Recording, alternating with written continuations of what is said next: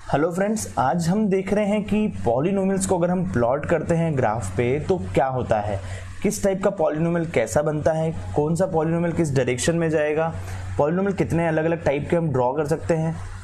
तो अब हम स्टार्ट करते हैं बिल्कुल बेसिक पॉलिनोमियल से। हमारा सबसे बेसिक पॉलिनोमियल होता है y इक्वल्स टू एक्स वाला पॉलिनोमियल।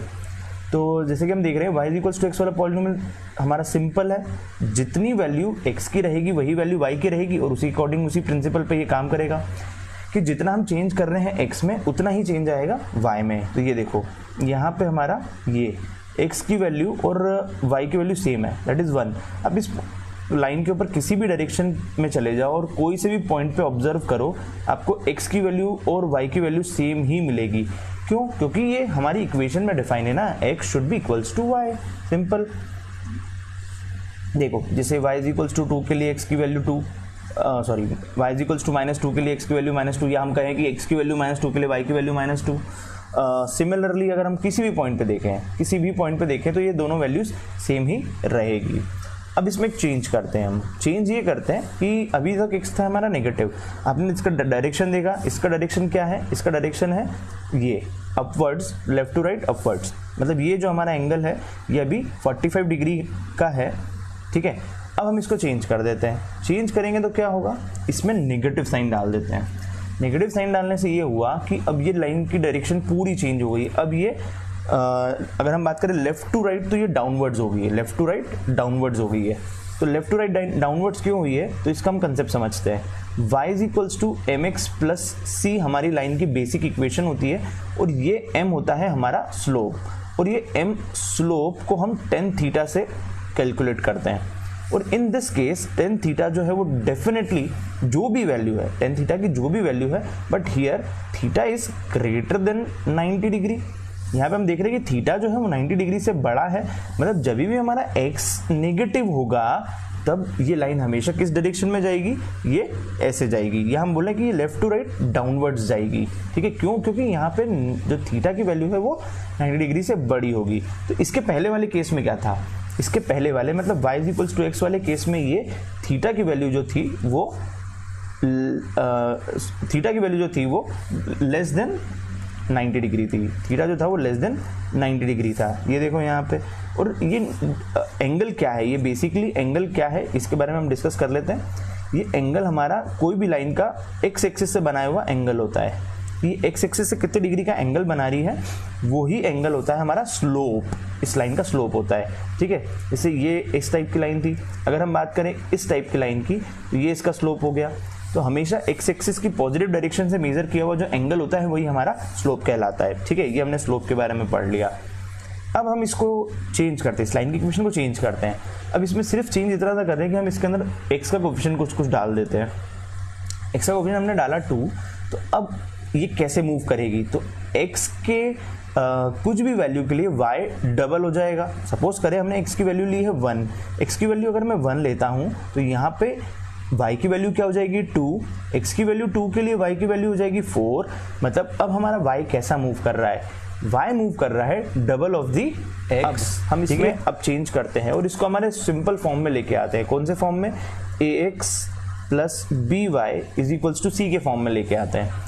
तो ax plus B Y is equals to C के फॉर्म में हम सबसे बेसिक इक्वेशन लेते हैं, x plus y is equals to 1, सबसे बेसिक इक्वेशन। क्योंकि अगर हम 0 ले लेंगे तो ये तो वही कंडीशन हो जाएगी हमारी y is equals to -x वाली, ठीक है। तो इसलिए हमने यहाँ पे क्या लिया है, 1 लिया है। 1 लेने से ये हुआ है कि अभी भी लाइन की इक्वेशन तो हमारी उसी डायरेक्शन में है, लाइन की इक्वेशन उसी डायरेक्शन में है, बट अब इसमें क्या चेंजेस आए ये देखते हैं हम। इसको बिल्कुल क्लोज ओरिजिन पे जाके, तो ध्यान से देखो ओरिजिन पे क्या हुआ है, इसमें ये 1 से पास हो रही है। क्यों? क्योंकि अब ये हमारी जो इक्वेशन है, ये हमारी इक्वेशन है स्लोप इंटरसेप्ट फॉर्म में है, ये नॉट स्लोप इंटरसेप्ट फॉर्म में है। इंटरसेप्ट फॉर्म कौन सा होता है हमारा, x plus y is equals to 1। x के डिनोमिनेटर में जो वैल्यू होती है वो शो करती है हमको x का इंटरसेप्ट, y के डिनोमिनेटर में जो वैल्यू होती है वो हमको डिनोट करती है y का इंटरसेप्ट। तो यहाँ पे x के डिनोमिनेटर में 1 है, y के डिनोमिनेटर में भी 1 है। तो ये हमारा जो लाइन है, ये लाइन क्या शो कर रहा है हमको, इंटरसेप्ट शो कर रहा है x और y का। अब इसी लाइन को अगर हम चेंज कर दे तो यहाँ पे 2 ले लें, यहाँ पे हम ले लेते हैं 4, तो क्या होगा, चलिए चेंज करके देखते हैं। x के डिनोमिनेटर में 2 ले लेते हैं, y के डिनोमिनेटर में 4 ले लेते हैं, तो अब देखो ये x के 2 से और y के 4 से पास हो रही है। जैसा कि मैंने अभी आपको बताया था, ये हमारा क्या शो करता है, x का स्लोप और ये y का स्लोप शो करता है, ठीक है।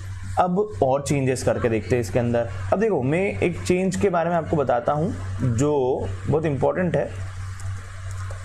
वो इंपॉर्टेंट क्या है, हम 4 इक्वेशंस को देखते हैं basically. x plus y is equals to 1, यहाँ पे हम जो हमारा RHS है, RHS को हमेशा पॉजिटिव रख रहे हैं। हम x और y की वैल्यूज में चेंजेस देखेंगे कि x और y की वैल्यू को चेंज करने पे क्या क्या ऑब्जर्वेशंस हमने नोट किए है। अब देखो यहाँ पे हमने क्या किया है, x और y दोनों को पॉजिटिव रखा है। फिर अगली वाली इक्वेशन में हम x को नेगेटिव और y को भी नेगेटिव रख रहे हैं। अब हम रखेंगे x को नेगेटिव और y को पॉजिटिव, इक्वल टू में 1 एज इट इज रहेगा।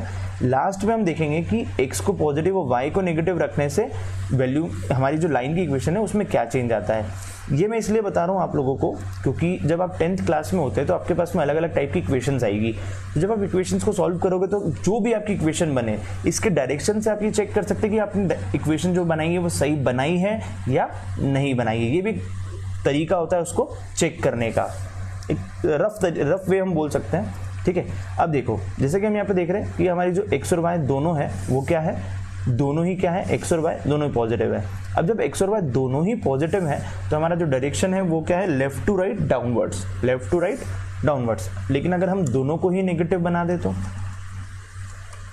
x और y दोनों को ही नेगेटिव बना दे तो, दोनों को ही नेगेटिव बनाने से ये हुआ कि इसकी डायरेक्शन अभी भी वही है, लेफ्ट टू राइट डाउनवर्ड्स, लेकिन अब ये अपने पोजीशन से शिफ्ट हो गया है।